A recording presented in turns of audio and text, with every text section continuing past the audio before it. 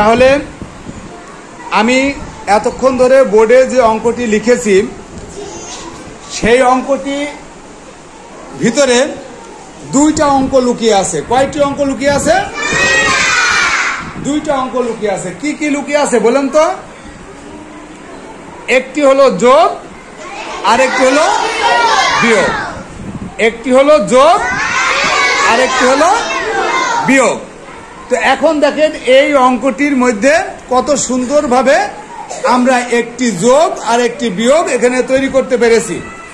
আপনারাও ঠিক অনুরূপভাবে এইভাবে আমি যখন নিচে শুধুমাত্র গণিত সংখ্যা দিয়ে যোগ এবং বিয়োগ লিখব, তখন আপনারাও এইভাবে গল্প তৈরি করে অঙ্ক তৈরি করবেন।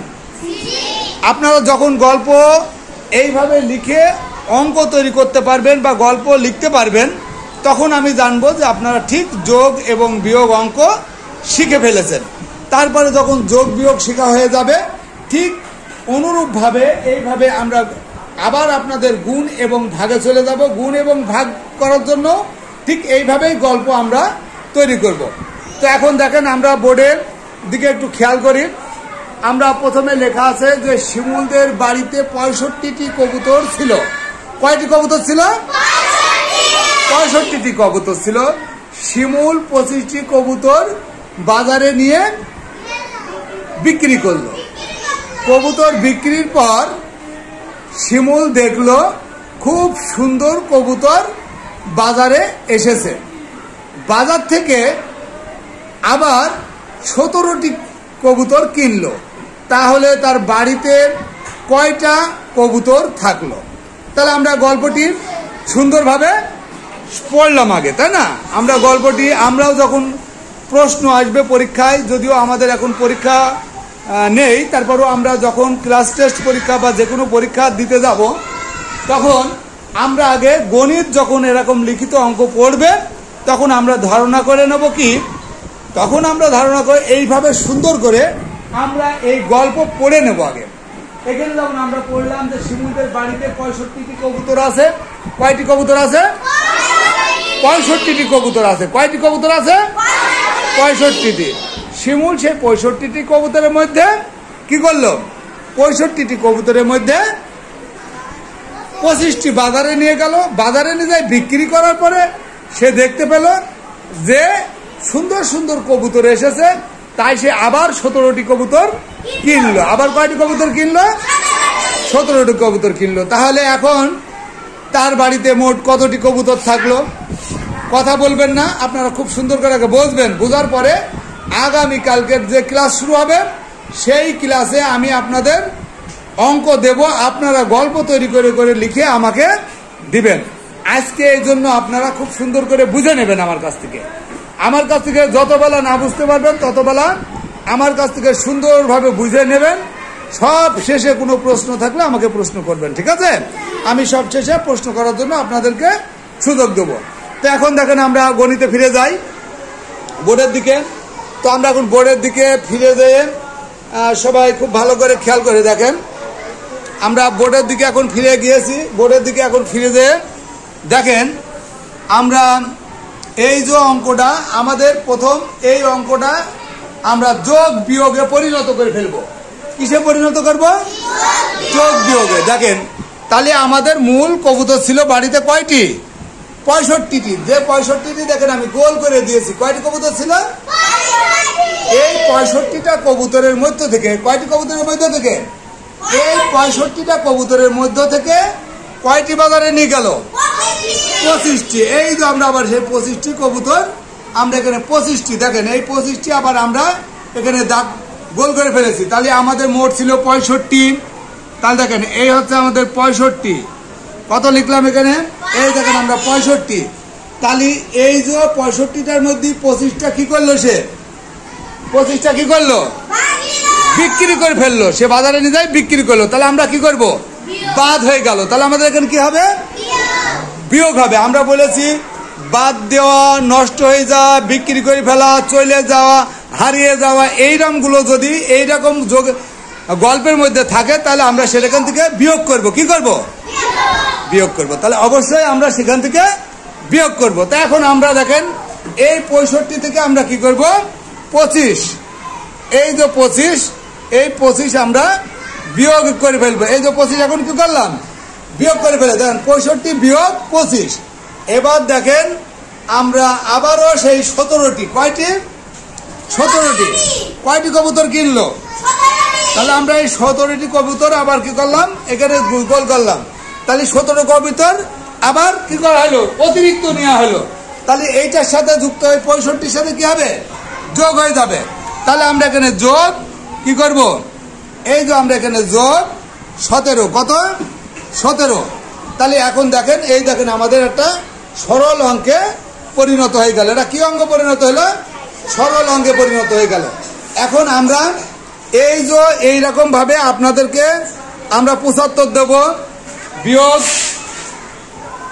আমরা 75 দেব, বিয়োগ দেব, যোগ দেব। এইভাবে বিয়োগ এবং যোগ দেওয়ার পরে এইরকম ভাবে আপনাদেরকে গল্প সাজাতে হবে। পারবেন তো আপনারা, পারবেন আপনারা?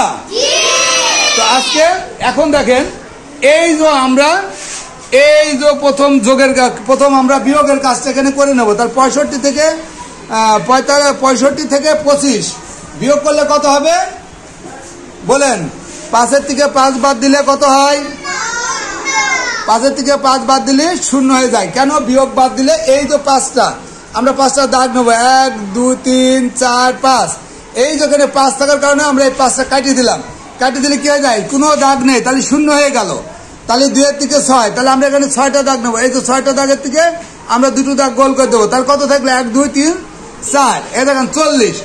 এইবার দেখেন 40 প্লাস কত হলো 17, এই আমরা এখানে 17 নিয়ে নিলাম। এইবার সমান সমান, তাহলে 7 করতে 7 আর 4 আর 1 5, তাহলে কি থাকলো? এখন শিমুলদের বাড়িতে কতটি কবুতর থাকলো? 57টি। কয়টি কবুতর? 57টি কবুতর থাকলো। কয়টা কবুতর থাকলো? 57টি কবুতর থাকলো। তাহলে আমরা যদি এখন এই গল্পটাকে আমরা মুছে দেবো, আমরা এই গল্পটাকে মুছে দেবো, খুব ভালো করে খেয়াল করেন। গল্পটাকে মুছে দেবো, মুছে দেওয়ার পরে আমি আপনাদের কাছে আবার একটা গল্প ধরবো। তো দেখেন আমরা বোর্ডটা মুছে দিচ্ছি। বোর্ডটা মুছে দেওয়ার পরে বোর্ডটা আমরা পরিষ্কার করে নিলাম। তো এখন পরিষ্কার করে নেওয়ার পরে আমরা দেখেন এখানে আমরা এখন এই জায়গাটা লিখলাম, মনে করেন আমাদের এখন লিখলাম হচ্ছে 45। কত লিখলাম? 45 যোগ 11 বিয়োগ 14। আমরা দেখেন কি করলাম, প্রথম নিলাম 45, তারপর যোগ 11, তারপর নিলাম বিয়োগ 14, তাই না? তাহলে আমরা বিয়োগ 14, তাহলে কত নিলাম? বিয়োগ 14। তাহলে এখন আপনারা বলবেন যে এখান থেকে আমাদের কিন্তু একটা গল্প তৈরি করা যাবে, যাবে না? যাবে, একটা গল্প তৈরি করা যাবে। আমরা এই যে 40 অর্থাৎ প্রথম কোটায় ধরে নেব এই 45টি, এখানে কয়টা আছে? 45। তারপরে দেখেন যোগ 11, তারপর কি হয়েছে? বিয়োগ 14। তো আমরা কিভাবে এখানে আমরা আবারও একটা গল্প আপনাদেরকে শিখাচ্ছি। সেই গল্পটা হলো যে আনোয়ারের কাছে 45টি মার্বেল ছিল। কয়টি মার্বেল ছিল? সুমন তাকে আরো 11টি মার্বেল দিল। তাহলে কি হলো? যোগ হলো না? কি হলো? তার কাছে 45টা ছিল, আরো 11টা কি করলো? দিল। আরো 11টা দিল। তাহলে যখনই 11টা দিল তখন তার কি হলো? যোগ হয়ে গেল। তাহলে দেখেন আমরা এই গল্পের সাথে মিলিয়ে যোগ করে নিলাম, তাই না? তাহলে 45টা ছিল, আরো 11টা সুমন দিল। আনোয়ারের কাছে 45টা মার্বেল ছিল, আরো সুমন তাকে 11টি দিল। এইবার আর এক বন্ধু রহিম এসে আনোয়ারকে বলল, আমাকে 14টা গুটি দিয়ে দাও, মার্বেল দাও, 14টা মার্বেল দিয়ে দাও। এবার সে আনোয়ার তার বন্ধু কাকে? রহিমকে 14টি মার্বেল দিয়ে দিল। তাহলে এখন আনোয়ারের কাছে কয়টি মার্বেল থাকলো? গল্প বুঝতে পারছেন? তাহলে এইভাবে এখন থেকে আমরা প্রতিনিয়ত এই যোগ এবং বিয়োগের কত সুন্দর করে গল্প তৈরি করা যায় আগামীকাল থেকে আমরা ক্লাসে শিখব।